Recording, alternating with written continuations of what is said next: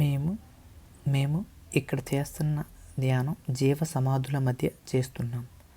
జీవ సమాధులు అంటే ఏమీ లేదు, యోగి బతికుండగానే ఇంకా నాకు ఈ ప్రపంచంతో సంబంధం తెగిపోయిందని ఒక గొయ్యిలో కూర్చొని ఆ గొయ్యిలోనే జీవంగా ఉండగానే సమాధి కట్టేస్తారు. అదే ఈ జీవ సమాధి.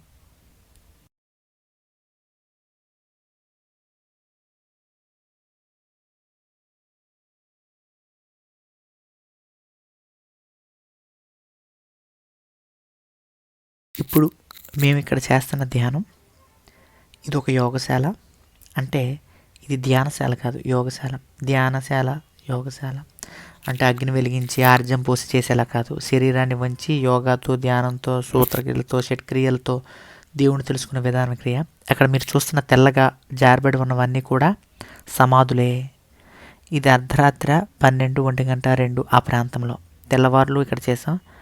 ఇవన్నీ జీవ సమాధులు అంటే మనిషి బతికుండగానే ఇంకా నాకు ఈ జీవితంతో సంబంధం తెగిపోయింది, నేను సమాధి అయిపోతాను అనుకొని అందులోకి వెళ్ళి చనిపోయే విధానాన్ని జీవ సమాధి అంటారు. మనది ఉత్తి సమాధి అంటే మనం చచ్చిపోయాక కప్పెట్టేది.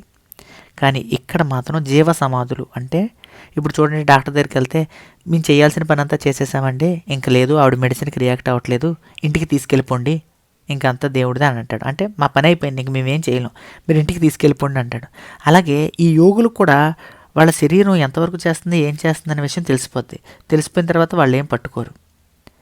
అలా ఆ టైం అయినప్పుడు వాళ్ళే సమాధుల్లోకి వెళ్ళిపోయి పైన సీల్ వేయించేసుకుంటారు. అవే ఈ జీవ సమాధులు. ఇక్కడ మేము ఈ ధ్యాన క్రియను మొదలుపెట్టాం ఈ తెల్లవారులు.